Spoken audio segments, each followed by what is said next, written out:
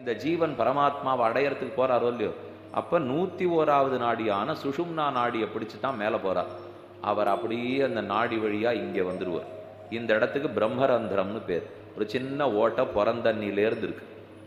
அதை மெதுவாக எண்ணெய் தடவி தேய்ச்சி தேய்ச்சி குழந்தைக்கு மூடி விட்டுருக்கோம். ஆனால் இன்னும் அந்த இடத்துல அந்த துவாரம் இருக்கு.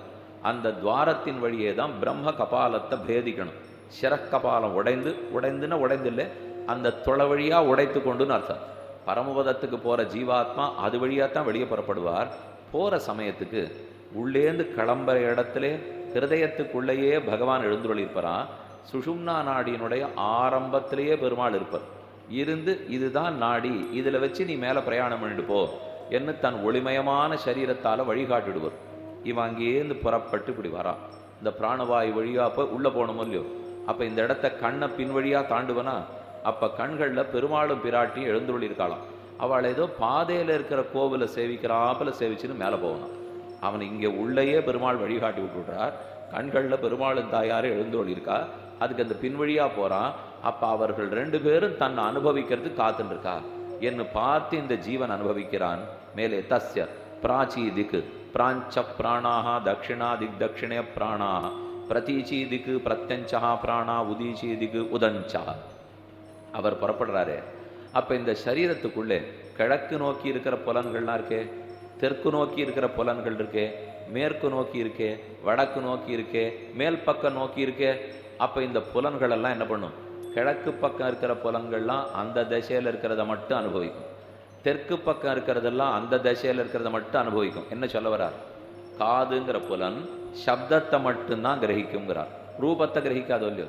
இப்போ ஒருத்தர் பார்க்கணும்னா காதை திருப்பி பார்த்தா தெரியுமாண்ணா? தெரியாது. ஒருத்தர் கேட்கணும்னா கண்ணை இடுக்கிண்டு கேட்டால் கேட்க வருமாண்ணா? கண்ணை இடுக்கிண்டு பார்த்தார், காதை இடுக்கிண்டு கேட்டார். அப்போ அந்தந்த புலன் அந்தந்த அனுபவத்தை தான் பண்ண முடியும்.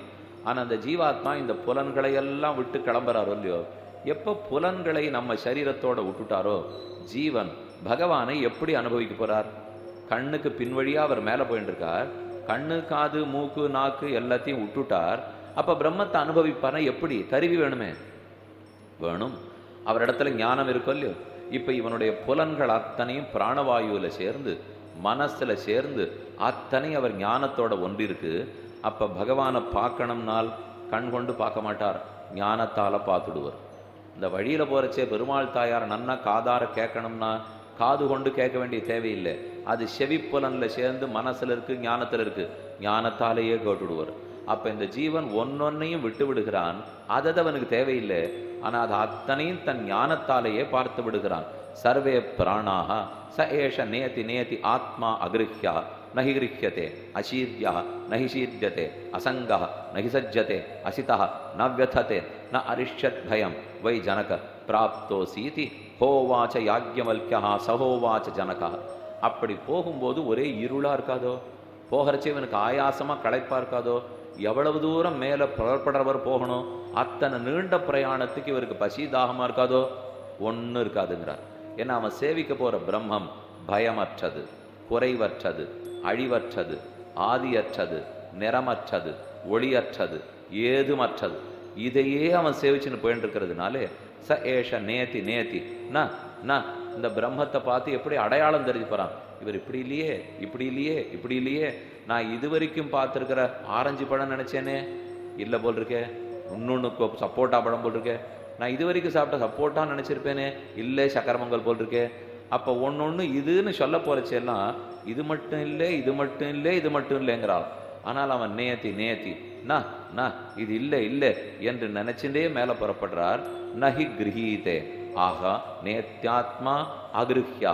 இந்த பரமாத்மா நம் கண்களால் கிரகிக்கப்படுவதில்லை. நஹி கிருஹ்யதே, இவன் கிரகிக்கவும் மாட்டான், அவன் கிரகிக்கப்படுவதும் இல்லை.